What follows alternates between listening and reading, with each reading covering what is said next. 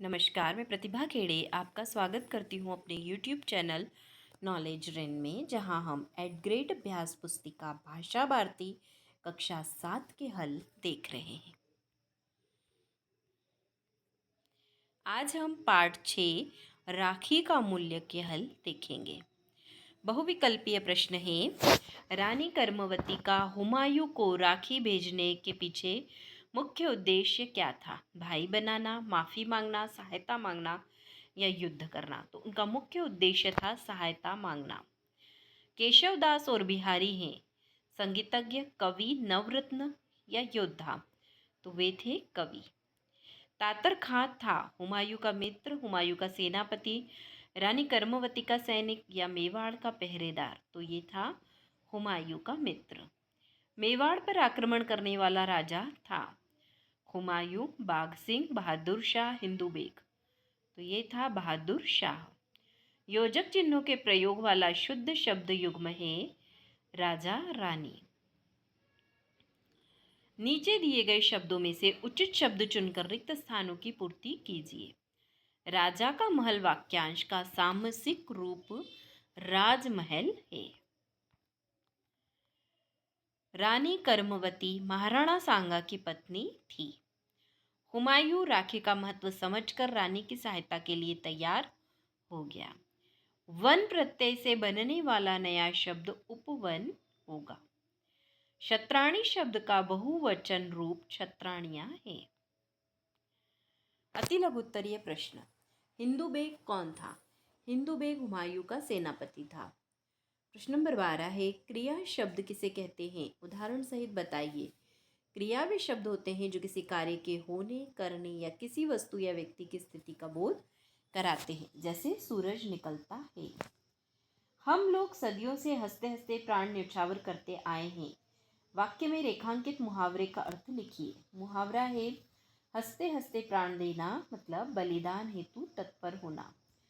जहां पनाह ऐसे मग्न है, महारानी कर्मवती ने क्या जादू का पिटारा भेजा है? वाक्य में जहां पनाह कौन है?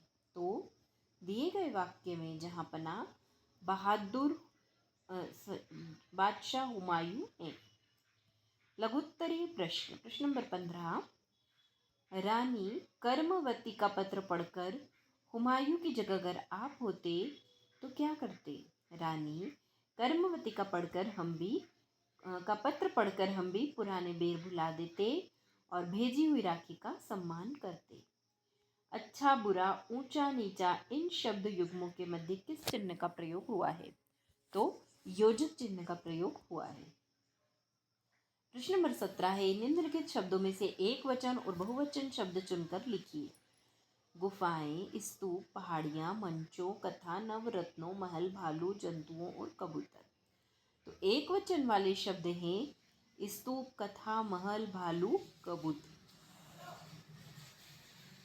और बहुवचन वाले शब्द हैं गुफाएं, पहाड़ियां, मंचों, नवरत्नों, जंतु।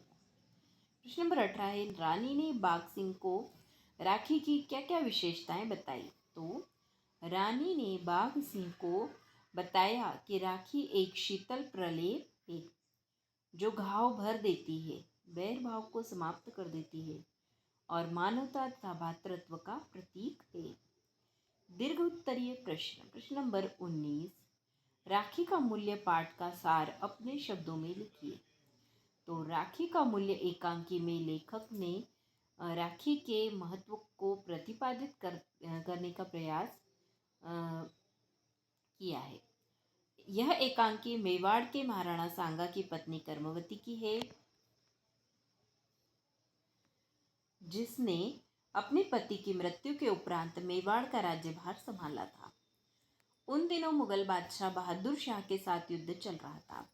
रानी कर्मवती ने राखी बेचकर बादशाह हुमायूं से मदद मांगी थी। बादशाह हुमायूं ने भी उसे स्वीकार करते हुए रानी कर्मवती को सहयोग किया। राखी के महत्व को 8 से 10 पंक्तियों में लिखिए। रक्षाबंधन एक महत्वपूर्ण हिंदू त्योहार है। यह श्रावण पूर्णिमा को मनाया जाता है। भाई बहन के प्रेम एवं आपसी बंधन को यह पर्व दर्शाता है। रक्षाबंधन के दिन बहन भाई का मुंह मीठा कर तिलक लगाकर राखी बांधती है। इससे जुड़ी कथा रानी कर्मावती और हुमायूं का प्रसंग सुनने को मिलता है। कहीं कहीं इस दिन पेड़ पर राखी बांधने की भी प्रथा है। रक्षाबंधन शब्द का अर्थ है रक्षा के लिए बंधन से होता है।